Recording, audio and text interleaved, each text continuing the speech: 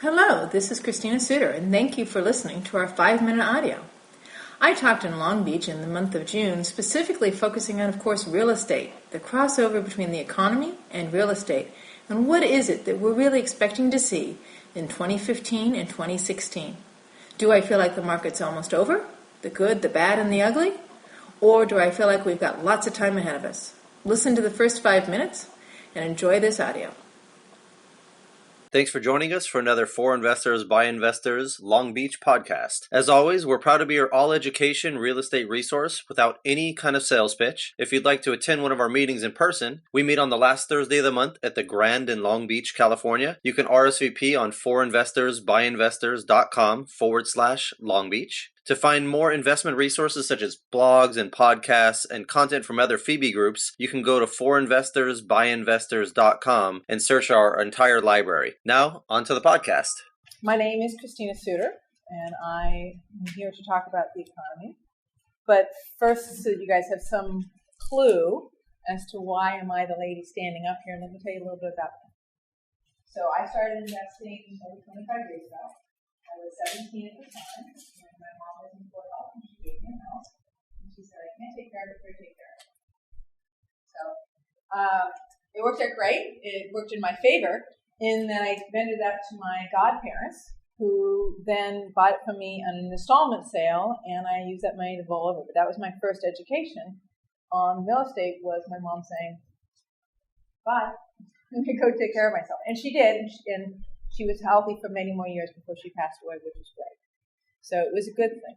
But I took that money and I kept rolling it forward and rolling it forward and rolling it forward. And went from single families to duplexes to fourplexes, in-state, out-of-state, into multi-units, condo conversion, lot splits. I've invested all the way from Hawaii to Arlington, Virginia, as well as here in Southern California. So I have a little bit of history in real estate. Spent a little bit of time walking around it over the last 25 years. So that's kind of my background as far as real estate. But so I have a lot of, you could say, scars and t-shirts, as a friend of mine likes to say. I kind of had some deals work. I've had some deals not work. Anybody have a deal not work? Yeah? Okay, good. So you guys are going to be the ones nodding your head in the room going, okay, I know that story. I've done that one. But I've had deals work.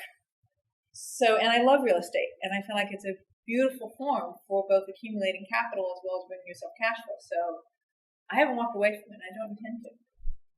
I am also a consultant. I'm a real estate investment advisor. What does that mean? Because I'm one of the few that I know of. What that means is that I advise investors, people who have capital they want to place into real estate assets. I give them my advice on how to do that, starting with the design of the portfolio all the way down to how do you manage a manager that's not working, to how do I get rid of a property that I can't get a return on, to should I get rid of that property I can't get a return on, to what's the right asset for me to get if I have a full-time job and I don't have a lot of time to pay attention to real estate. So that's what I do from 9 to 2. What I do from 2:30 to the rest of the evening is I'm a mom. And I waited a long time to be a mom. I'm very happy and proud to be a mom. And I have arranged my financial life so that I can be the mom I want to be. And I've had that advantage. So that's kind of who I am. But I want to talk a little bit about, I'm going to guess while you're here, I'm going to guess that you guys like real estate as an investment vehicle. Is anybody who likes real estate as an investment vehicle? I like real estate as an investment vehicle. Okay, great. Some people don't. Some people use it as an investment vehicle for an end result. And I suspect we do too. Right? You wouldn't be sitting in this seat if you weren't planning on using it for an end result. You'd be spending your time in the evening listening to some crazy lady who you've never heard of before. You have no idea what your background experience is, if there wasn't something that you felt you were going to get out of it. And I suspect what you think you're going to get out of it has to do with a vision in your head. Some sense of freedom, control of your life, financial, abundance. For me, it was having a kid and being able to be a mom. For other people, it's being able to retire at a certain age.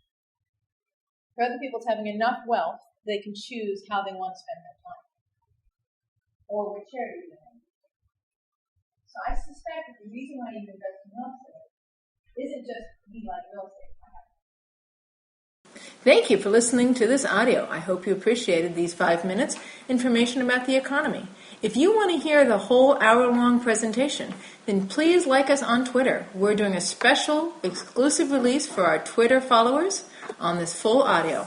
To follow us on Twitter, you can get us at www.twitter.com/ground-level-cons. That's C-O-N-S. That's ground level, C-O-N-S. And you can join our Twitter group there. We'll have lots of information for you via Twitter. Thank you for listening.